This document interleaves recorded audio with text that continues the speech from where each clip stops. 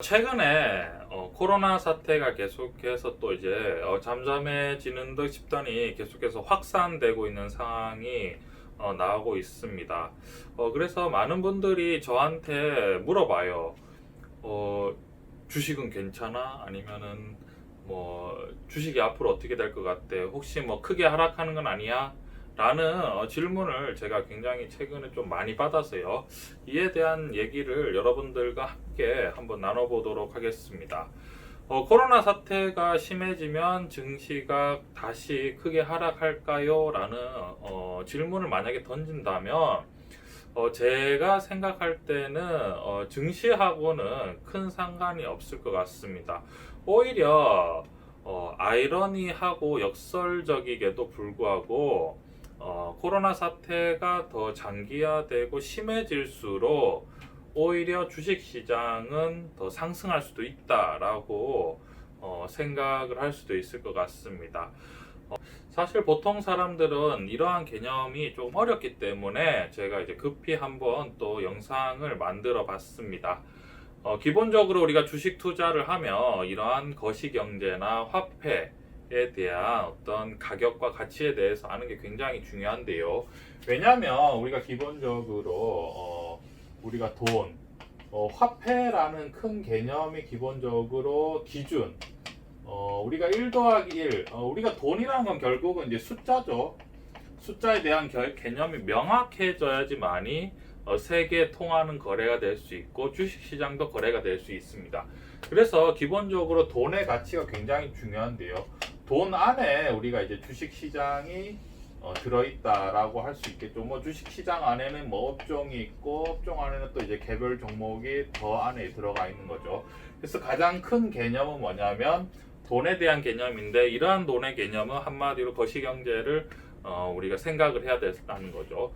코로나 사태가 나타나면 사실은 여러분 중요한 포인트는 뭐냐면 실물 경제는 굉장히 힘들어집니다. 여러분 실물 경제는 너무너무 힘들어질 수밖에 없죠. 왜냐하면은 코로나 사태로 인해서 비대면이 강화되고 그리고 사람들 간의 접촉이 아무래도 제한이 되면 당연히 상거래가 굉장히 위축될 수밖에 없는 거죠. 실물 거래 같은 경우에는요.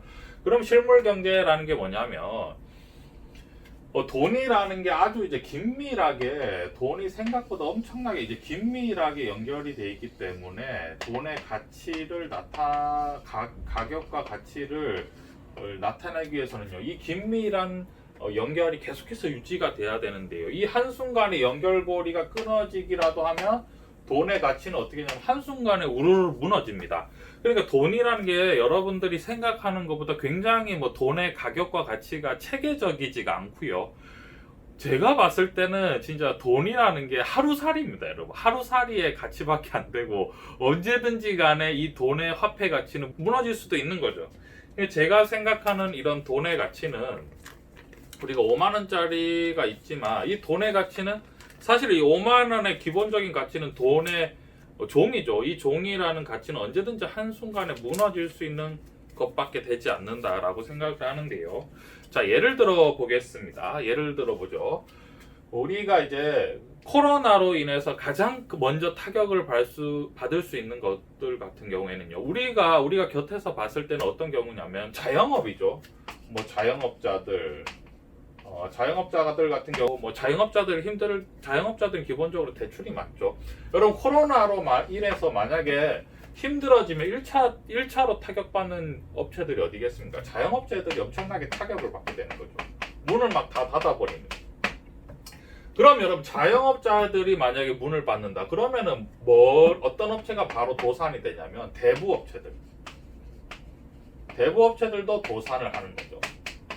대부업체들도 도산하고 어떤 게 도산이 될 수 있냐면 저축은행들도 도산이 되는 거예요. 1차로 그러니까 가장 힘든 취약층이 있는데 경기를 아주 심하게 타는, 그리고 코로나 사태로 비대면이 되고 하면은 취약업체들이 많은데 1차적으로 자영업자들이 망하기 시작하면 저축은행도 무너지고 대부업체도 무너집니다. 그러니까 디폴트가 돼버리는 거죠. 그럼 여러분 저축은행이 무너지기 시작하면 그 다음에 뭐겠습니까? 제3금융, 제2금융이 어떻게 되는 거죠? 위태로워지는 거죠. 여러분 제3금융하고 위금융이 위태로워지면 1금융도 어떻게 되는 거죠? 위태로워지는 거죠. 여기서 문제는 뭐냐면 이런 식으로 쭉쭉쭉쭉쭉 올라가는 거죠. 이 돈의 가치가 쭉쭉쭉쭉 이제 막 다 무너지기 시작하는데 여기서 문제가 뭐냐면 여기에서 이제 코로나 사태가 되면 사람들이 뭐냐면 기본적으로 마음속에 공포심이 있습니다. 공포심이 이제 순식간에 뭐가 되냐면 이제 전염이 되는, 공포심이 전염이 되는 상황이 발생하는 거죠. 자, 예를 들면 이런 겁니다. 저축은행이 만약에 실제로 망했다. 이게 저축은행들은 기본적으로 신용이 좀 부족한 자영업자들이라든지 아무래도 좀 부실한 사람들에게 고금리로 돈을 빌려주는 곳인데, 이러한 것들 저축은행이 망했다. 그럼 저축은행이 망하는 순간 어떻게 하겠습니까? 자산가들은 바로 은행에서 뭘 할 준비를 하죠, 여러분? 돈을 뺄 준비를 하겠죠, 여러분. 왜냐면 저축은행이 망했네. 지금 은행도 어떻게 될지 몰라. 라는 게 어떻게 되겠습니까? 그럼 은행에서 돈을 다 빼기 시작하면 1금융도 어떻게 되는 거죠? 순식간에 다다다다다닥 도미노처럼 그냥 다 바바바바박 하면서 다 무너져 버리는 거죠. 이게 여러분 공황입니다, 공황. 그러면서 이렇게 공황이 되면 여러분 이 돈의 가치가 순식간에 어떻게 되는 거죠? 진짜 종이가 돼버립니다. 우리가 실제로 겪고 최근에도 이게 먼 어떤 미래가 아니고 어떤 뭐 먼 그런 게 아니라 베네수엘라 같은 경우에는 완전히 이 화폐 가치가 무너져 버렸죠. 그래서 이 화폐로 뭘 하냐면은 바구니 공예를 하고 있었습니다. 완전히 이제 종이가 돼버려서요. 이런 식으로 다다다닥 되면 사람들이 돈이라는 것을 이 화폐의 기본적인 교환 가치를 믿지 못하고 전부 다 어떻게 해버리겠습니까? 물물 교환으로 해버리겠죠. 자산가들은 단번에 어떻게 하겠습니까? 돈을 빼서 우리나라 저축은행이라도 하나라도 망했다. 그럼 어떻게 하겠습니까? 돈을 빼서 금으로 바꾼다든지 은으로 바꿔버린다든지 아니면 다른 것들을 돈을 막 이동시켜 버리겠죠. 그러면 은행에 남아있는 예금 자체가 없었기 때문에 은행 같은 경우는 엄청나게 심각해집니다. 그러면 여기서 문제가 이러한 것들을 막기 위해서 어떻게 하냐면 금리를 낮추고, 그러니까 최대한 힘든 자영업자들이 빚에 쪼들려서 디폴트가 되는 걸 막아버린 거예요. 금리를 낮추고 양적 완화 정책을 써서 돈을 어떤 식으로든지 막 풀어버리는 거죠. 그래서 미국 같은 경우에는 자영업자도 자영업자지만 부실 채권, 정크 본드도, 그러니까 기업이 발행한 부실 채권이나 정크 본드도 우리가 싹 다 매입해 주겠다. 이게 뭐냐면 만약에 자 여러분 저축은행에서 예를 들어서 자영업자가 힘들지 않습니까? 자영업자가 힘들어서 어떤 이 채권이, 그러니까 저축은행이 채권을 갖고 있으면 자영업자는 채무자죠. 그럼 이 채권을 못 갚으면 이게 한마디로 정크 본드가 되는 거죠. 디폴트가 됐는데 이 채권을 누가 사주는 거죠? 미국 정부가 사줘버립니다. 그러면 뭐가 망하지 않냐면 개인만 망하는 거예요. 자영업자만 망하면 되고 저축은행은 뭐다? 버틸 수 있다. 이렇게 되는 거죠. 자영업자가 망해서 이 채권이 디폴트가 돼서 저축은행도 타격이 돼서 저축은행도 망하기 시작하면 다른 금융업체들도 저축은행이 하나만 한두 개가 파산하기 시작하면 사람들은 급격하게 이 공포심이 올라가는 거죠. 동요합니다.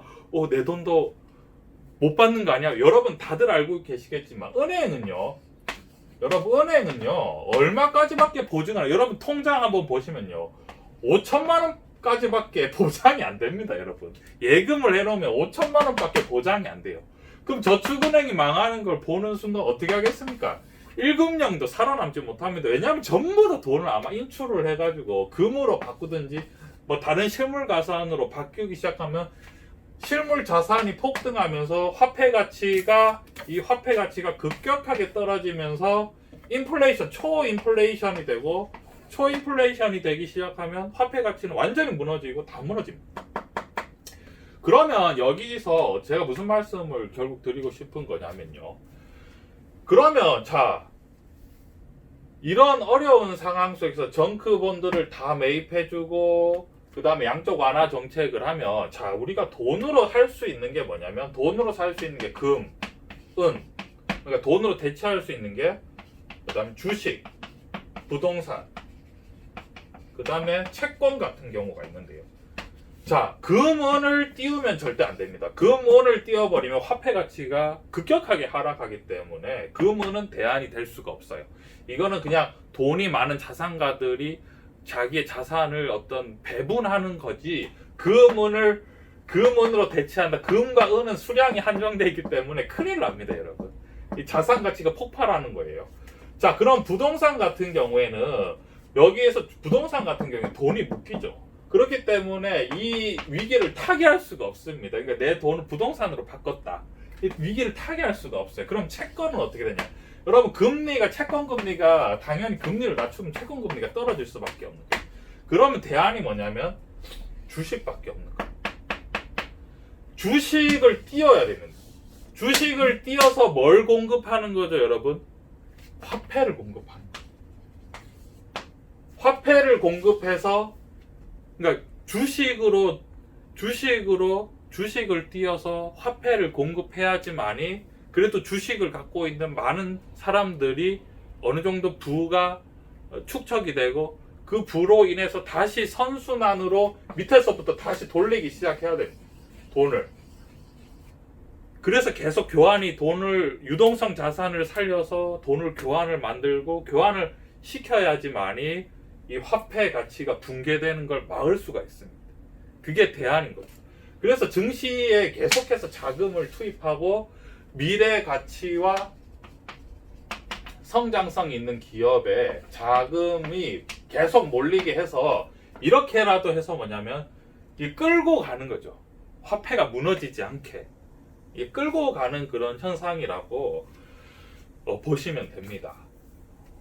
지금 같은 예를 들어서 이제 코로나 사태가 심각해지면 심각해질수록 뭐 그런 방법도 이제 재난지원금처럼 모두에게 돈을 풀 수도 있지만 그러한 정책 같은 경우에는 국가 채무가 아주 급격하게 발생이 되는 거죠. 그럼 국가 채무가 없이 돈을 어떻게든지 빠른 속도로 회전시키고 돈의 가치가 무너지지 않기 위해서는 뭐냐면 미래와 기대심을 끌고 가야 되는데 그것이 무엇이냐? 그것은 사실은 주식밖에 될 수가 없는 거죠. 그렇기 때문에 지금의 정책 코로나 사태가 심각해질수록 여러분 코로나 사태가 심각해질수록 좌절하고 절망하면 미래가 어떻게 되는 거죠? 미래가 없는 거죠. 힘들고 어려워질수록 더 어떻게 해야 됩니까? 여러분, 바이오에 돈이 몰리고 그 다음에 언택트에 돈이 몰리고 언택트가 되면 반도체에 돈이 들어가고 막 이런 식으로 미래에 대한 기대와 이 상황을 타개할 수 있는 그런 산업에다 돈을 막 쏟아붓는 겁니다. 그렇게 해야지만이 이제 그런 식으로 되면 적자가 되고 엉망이 되는 게 아니냐라고 생각할 수 있죠. 그게 굉장히 상식적이지만 실질적으로는 그렇게밖에 할 수가 없는 거예요. 그걸 하지 않으면 화폐 가치는 무너집니다. 원래 이건 종이라서 그렇습니다. 원래 이 화폐 가치는 종이죠. 종이가 이제 우리가 5만 원짜리를 제가 예를 들는데 이것을 우리가 좀 더 예를 들면 기축통화 달러로 예를 들 수가 있는 거죠. 그래서 지금 이런 코로나 상황이 위기에도 불구하고 주식시장이 아이러니하게 상승할 수밖에 없는 이유는 이런 어려운 위기 속에 돈으로 할 수 있는 게 많이 없다. 금, 은, 주식, 부동산, 채권인데 채권 수익률이 안 나고 부동산은 미래를 타개할 수 없고 금은 폭등시킬 수가 없다. 그럼 이 전체 사회를 위해서는 결국은 유동자산이 주식으로 처리할 수밖에 없는데 왜냐하면 여러분 주식시장은 버블이 있더라고 해도 나중에 새로운 산업을 만들어내고 기업을 이렇게 성장시켜 놓으면 또 경쟁력이 없는 기업은 이제 어느 정도 이제 코로나 사태가 진정화되고 뭐 백신도 어느 정도 나오고 그다음 치료제도 나오기 왜냐하면 바이오에 돈이 막 몰리죠. 막 전 속력으로 지금 움직이고 있습니다. 이렇게 했을 때 어느 정도 안정시키면 이제 그때는 경쟁력이 없는 기업을 디폴트를 시켜도 별 타격이 없겠죠. 왜냐면 그때는 공포심이 많이 없지 않습니까? 공포심이 없으면 뭐 몇 개 파산한다고 해서 부자들이 돈을 막 인출을 하지 않을 테니까요. 그러면 그때는 어떻게 했냐면 서서히 또 어떻게 하는 거죠. 이제 금리가 제로 금리였던 것들을 서서히 올리면 경쟁력이 없는 기업들은 좀비 기업들은 하나씩 또 처리해 버리면 됩니다. 그런 식으로 이제 완급 조절을 하면서 이 화폐 가치를 유지하는 건데 굉장히 어렵습니다, 여러분. 이 화폐 가치를 유지하는 게 엄청나게 어려워요. 그래서 맨날 뭐 미국 중앙은행 같은 뭐 계속 간을 보죠. 우리가 뭐 금리를 올릴 수도 있는데 올릴 수 있지 않을 것 같기도 하고 올려 볼까 말까 막 계속 이런 식으로 하는 게 뭐냐면 이 상황에 대해서 어떻게 해야지만이 최선일까라고 계속 고민을 하고 있는 이런 단계죠. 그래서 경제는 항상 어렵습니다. 왜냐하면 경제는 미래를 향해 가는 거기 때문에 과거와 현재의 어떤 대책이나 대안이 사실은 한순간에 별 그렇게 의미가 없는 게 많아지는 상황이죠. 그래서 제가 오늘 이렇게 말씀을 주식시장의 지금 상황이 이렇다는 걸 여러분들에게 한번 말씀드리고 싶었고요. 그리고 코로나 사태로 인해서 주식시장이 미치는 영향에 대해서 오늘 한번 이렇게 말씀을 드리고 싶었습니다. 투자에 참고해 주셨으면 좋겠습니다.